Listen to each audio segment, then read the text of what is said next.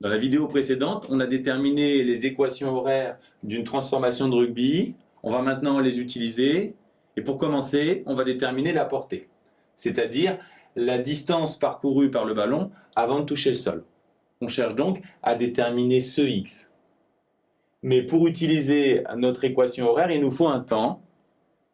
Et pour ça, il faut se demander ce qui se passe de spécial au moment où le ballon touche le sol. On l'a vu dans la chute verticale, au moment où l'objet touche le sol, son altitude est nulle, le y doit valoir 0. Et en déterminant cet instant, on aura le temps à injecter pour trouver le x qui correspond à la portée. Pour commencer, il nous faut donc résoudre cette équation. On remplace le y par son expression. On a un terme en t carré, donc on a une équation de degré 2. Vous avez envie de faire un delta, mais il y a beaucoup plus intéressant, puisqu'il y a un terme en t, mais pas de constante seule. Le plus intéressant, c'est de factoriser par t. Donc soit t fait 0, ce qui ne nous intéresse pas, puisqu'on sait déjà qu'à t égale 0, le ballon est au sol, soit cette expression vaut 0, ce qui signifie que gt sur 2 doit être égal à v0 sinus alpha. Puis ensuite, on multiplie par 2 et on divise par g, ce qui nous donne le temps cherché, le temps que le ballon passe dans l'air. On a donc le temps à injecter dans notre équation horaire en x, mais attention, vous ne faites pas l'application numérique, ce qui vous donnerait des arrondis. Vous gardez l'expression littérale. Donc on injecte cette expression dans l'équation horaire. On va trouver cette formule à simplifier. Première chose à voir, on peut rassembler les V0 en V0 carré. Et ensuite, il faut reconnaître une formule de trigonométrie de fin de première en maths, 2 sinus alpha cos alpha, c'est sinus 2 alpha. Et finalement, vous faites l'application numérique maintenant. Mais attention, la vitesse doit être en mètres par seconde. Donc vous changez 83 km/h en mètres par seconde en divisant par 3,6. Pour le reste, pas de problème. Et vous trouvez 47 mètres. Deux remarques. Si votre tir ne part pas du sol, mais d'une altitude donnée, vous aurez ici dans votre équation une constante qui va se rajouter, donc vous ne pourrez plus factoriser par t. Vous ferez un calcul passant par le delta, et il faudra prendre les valeurs numériques. Par exemple, V0 sinus alpha, vous regarderez combien ça fait, tout comme G sur 2, sinon les calculs seraient trop compliqués.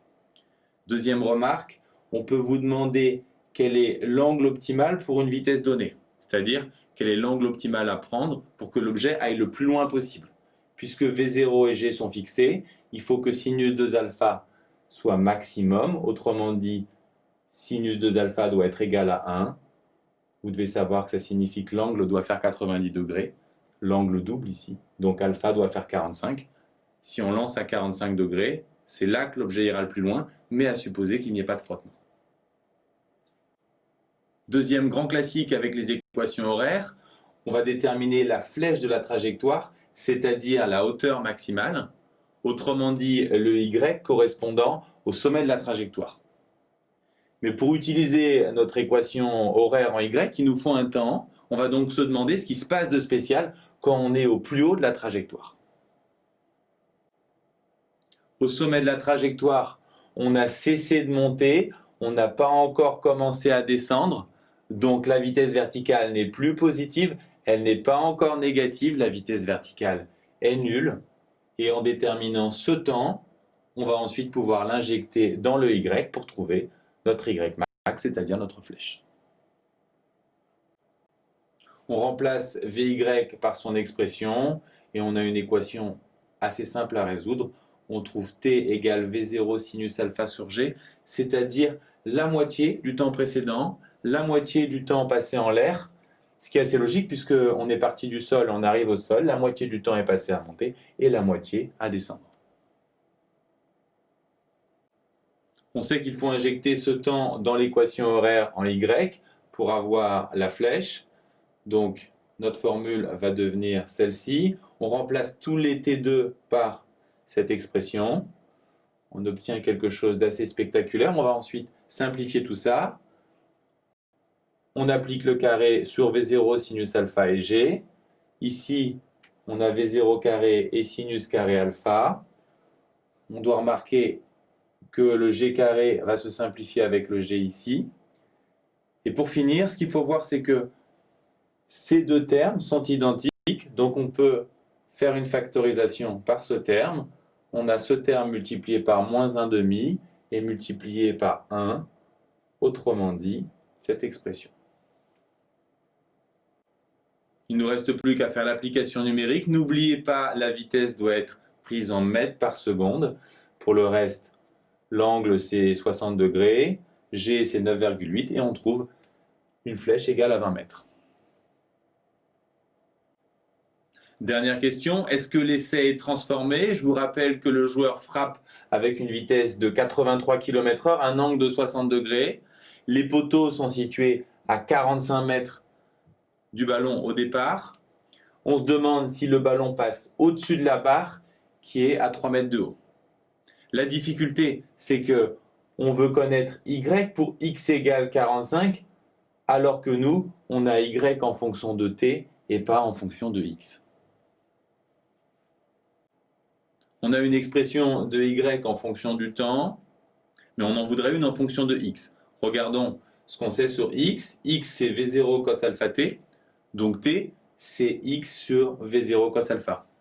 Et si on remplace les t par cette expression ici dans l'équation horaire de y, on va avoir une expression de y en fonction de x. Notez que cette expression ici à gauche ne se simplifie pas, alors qu'ici, les V0 se simplifient et sinus sur cos donne tangente. On a l'équation cartésienne de y en fonction de x. Finalement, est-ce que l'essai est transformé? Pour ça, il faut savoir quelle est la hauteur de y pour x égale 45. Est-ce qu'elle est supérieure à 3 mètres? On va donc calculer y de 45, donc pour x égale 45. On fait l'application numérique qui ne pose pas de problème. Faites bien attention, la vitesse doit être en mètres par seconde encore. On trouve 3,2 mètres et donc l'essai est transformé. Que retenir sur l'utilisation des équations horaires? Si vous voulez la porter, c'est-à-dire le x max, il faut trouver quand le y s'annule et injecter le temps trouvé dans l'équation horaire en x. Si vous voulez la flèche, c'est-à-dire la hauteur maximum, le y max, il faut trouver quand la vitesse verticale s'annule et injecter cet instant dans l'équation horaire en y. Si vous voulez y en fonction de x, vous devez partir de l'équation horaire en y. Vous voulez l'équation cartésienne. Pour ça, il faut retourner la relation entre x et t et injecter cette formule dans l'équation horaire en y. Enfin, vous l'avez vu, les calculs sont spectaculaires. Par contre, ils changent très peu d'un problème à un autre. Donc, si vous les maîtrisez sur cet exemple, vous pourrez très facilement les adapter en devoir.